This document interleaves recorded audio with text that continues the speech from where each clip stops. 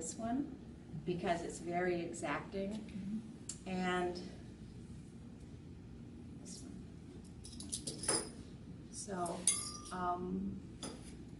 So, I mean, you don't need a lot of tools. You can just use one or two of the tools. So what I do now is I just start with a line. So you do still need that. I do. I'm going to put this He's a down. creature of habit.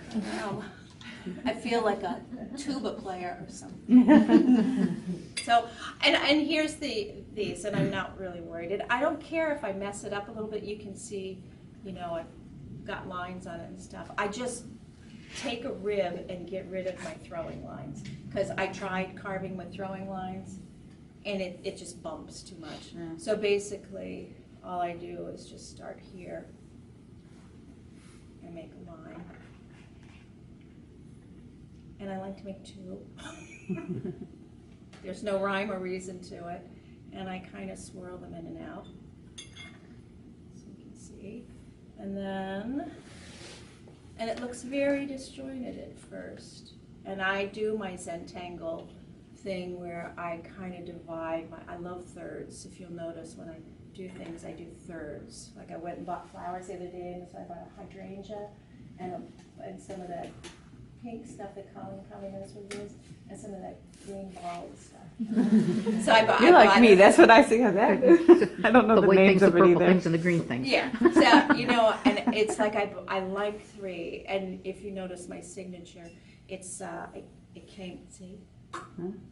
There you go. There. So now I've got my three, and no, they're not evenly divided, but I really don't care because it's right. So then I kind of swoop around here.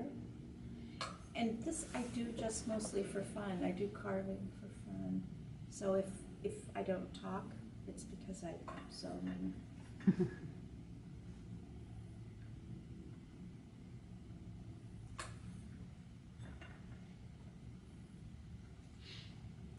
And it usually takes me an hour or more to carve a piece. I'm going to do this one really fast. And I hardly ever get up when I'm carving. I would just do the whole thing. And I don't know where it came from. And I can't see what I'm going to have. But You don't envision it beforehand. No sketching on paper. know as much as I tell other people to do it. And you'll find when you're carving that I love swirling the lines around a little bit. You'll find that if you carve and then twirl it around, you'll get a deeperness. I start at the top and I just nick in, and I don't care if you get up and come and see. But I one day was like, oh, I'm tired of all these even lines. So I just take my rounded tool and I started, and you can see on some of my finished pieces, the little incense burner, and I love doing this. It's kind of like a spinal cord. I don't know, I mean, don't you think of different things when you work? You know, it's like, so that's what that was. And I would do that. And I guess I just don't have enough to do in my life.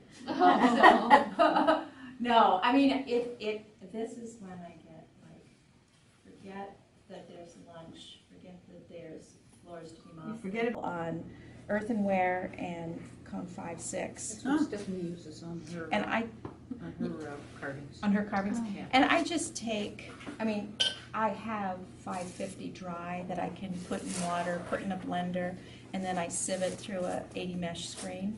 But you can just take a pug of the 550 wet clay and put it in warm water in a blender and put it in there, blend it for like 5. That's what I do. You know, as long as you can stand the noise, and then sieve it through. It's really important to sieve it, you know, because otherwise. What mesh do you sieve it at? I usually do 80. 100 is just too much. 60 is not enough. So I usually, 80's pretty standard for most things. So I'm gonna pass this around. This is what I do, and it really does. You'll see it's pretty much right over the holes. So, and this is kind of fun too. I mean, I think everything in clay, I mean, I even don't mind mopping the floors or recycling anymore. I think everything has its purpose. And